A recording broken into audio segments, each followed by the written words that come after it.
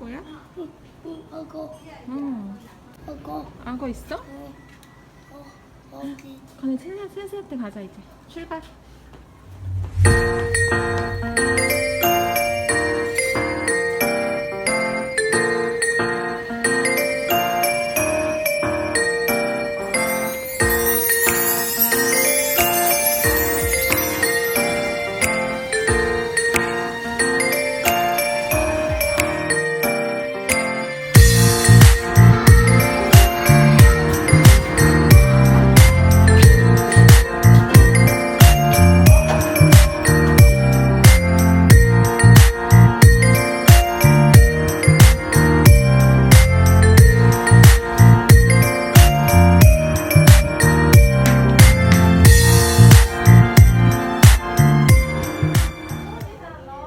스미마셍. 오시코 와? 오시코してきて。パズルしてました。おしっこしてきて。はい、じゃあご挨拶してお母さんありがとう。はい、どうぞ。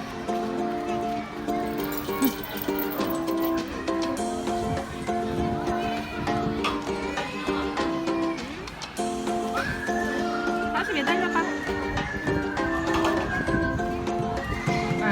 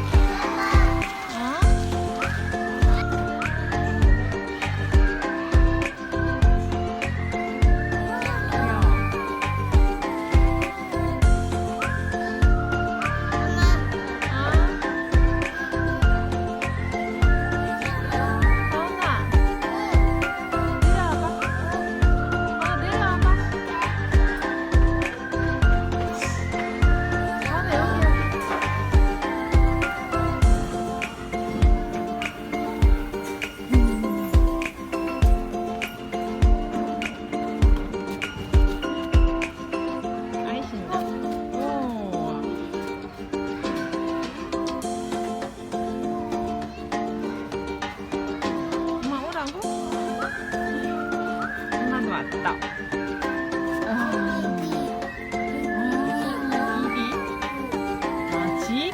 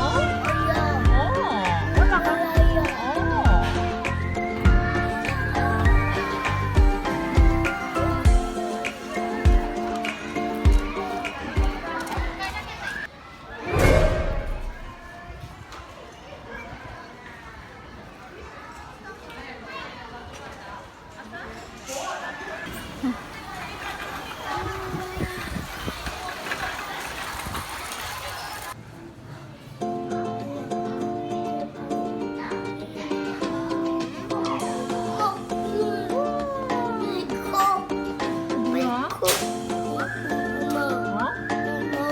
엄마 있어? 꼬꼬 있다, 꼬꼬.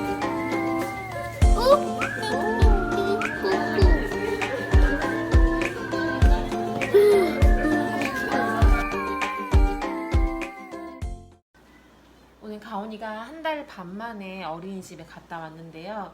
오늘 영상에서는 일본 어린이집 등원 준비물을 소개해 드릴까 합니다. 먼저 하원 가방을 보여드릴 건데요. 저는 항상 하원 가방을 정리하고 바로 다음날 등원 준비까지 해두는 편이라서 같이 이어서 보여드리도록 하겠습니다.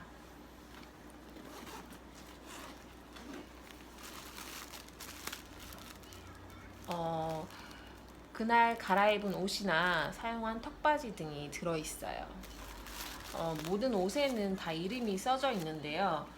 그래도 가끔씩 다른 아이의 옷이나 양말 등이 들어있는 경우가 있거든요. 생각보다는 좀 자주 있어서 이제는 자연스럽게 세탁해서 돌려드리고 있습니다. 그리고 오늘 매일 사용하는 수저 세트랑 물컵이고요.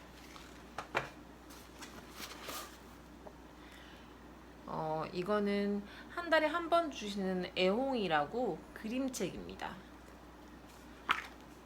이런 식으로 그림책인데 이 그림책 값으로 매달 370엔씩 납부를 하고 있어요.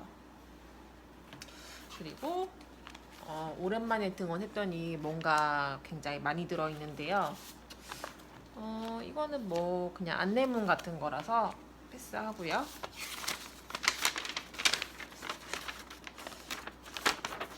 이거는 매달 1일에 주시는 한 달치 식단표예요. 점심 때 먹는 음식과 재료가 써져 있어서 항상 저는 냉장고 앞에 붙여놓습니다.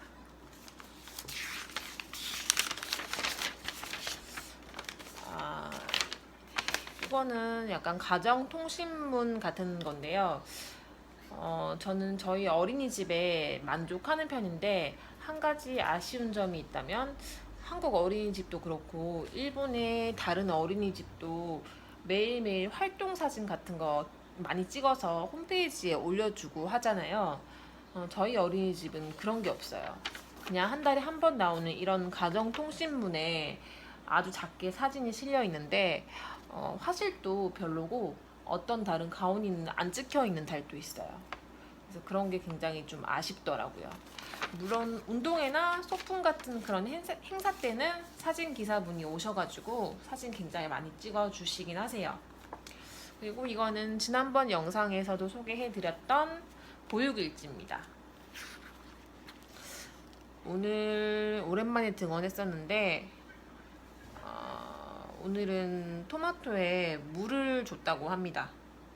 오랜만에 등원인데 생각보다 별 내용이 없네요. 이렇게 하원 가방은 여기까지 보여드리겠습니다. 그럼 이어서 등원 준비물을 소개해드리도록 하겠습니다. 한국도 마찬가지겠지만 일본도 모든 준비물에는 이름을 꼭 써가야 되는데요. 네임펜으로 직접 쓰기도 하고요.